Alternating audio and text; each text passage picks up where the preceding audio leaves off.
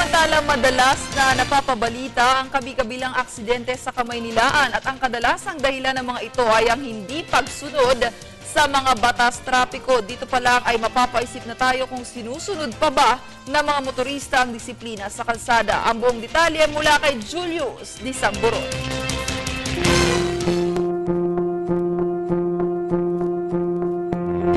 Disiplina. Isang salitang kailangan tinataglay ng bawat isa. Ipinapakita nito ang moral na katangian ng isang tao kung paano siya kumilos, mag-isip at magsalita na naaayon sa ating lipunan. Ang laki ng importansya nito lalo kung alin sa lansangan.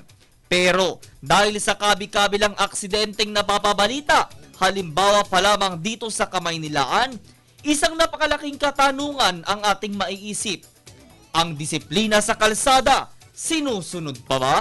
Mga pangunahing daanan ng kadalasang napupuno ng mga sasakyan gaya ng EDSA na kung saan mararanasan din ang mabigat na daloy ng mga sasakyan at ang Commonwealth Avenue na isa naman sa malawak na daan sa lungsod Quezon.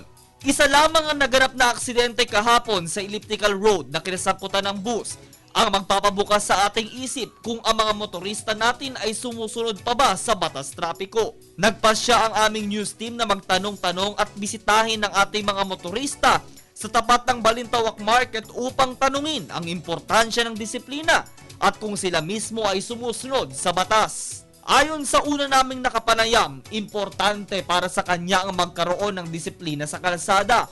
Kung wala kasi ito, tila mas lalo magkakahetot-hetot sa mga kakalsadahan sa Kamaynilaan. Binanggit pa niya na yaong mga madalas hindi sumusunod ay yung mga baguhan pa lamang sa pagmamaneho. Ingat-ingat na lang sila para walang abala sa kalsada, hindi pa sila mapeperhisyo.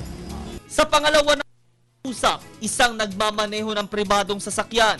Nakiusap siya sa mga motorista na sumunod sa batas trapiko para makaiwas sa aksidente. Halaga talaga yan, importante yan sa lahat ng nagmamaneho.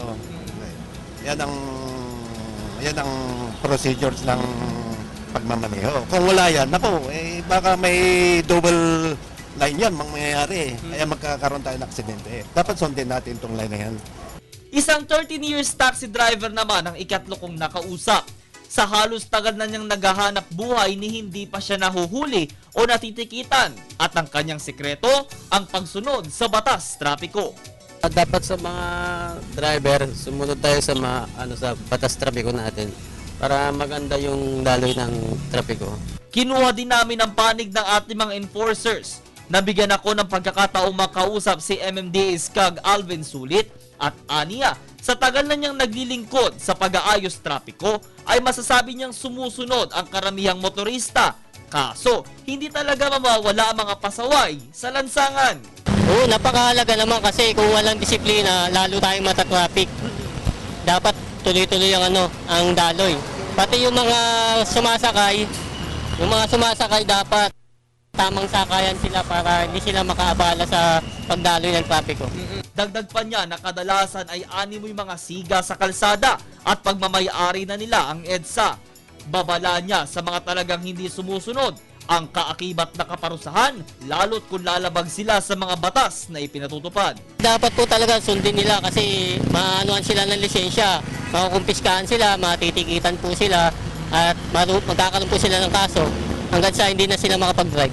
Hindi sa lahat ng oras ay kailangan pairalin ang init ng ulo. Kaya't kung hahawak ng manibela, laging tatandaan ng kapakanan ng iyong sakay at ng kapwa. Sa ating biyahe araw-araw makakasalamuhan natin ang iba't ibang tao sa lansangan. May mga nagmamaneho ng mga pampasaherong sasakyan gaya ng mga bus, may mga pampasaherong jeep at mga pribadong sasakyan. Pero importante pa rin na ating tatandaan ang ating mga sasakyan hindi dapat hinaharurot sa lansangan kung hindi dapat magkaroon ng disiplina sa pagmamaneho ng inyong mga sasakyan. Inyong naging kabalitaan para sa Telebisyon ng Bayan. Ako, si Julius Di Samburon.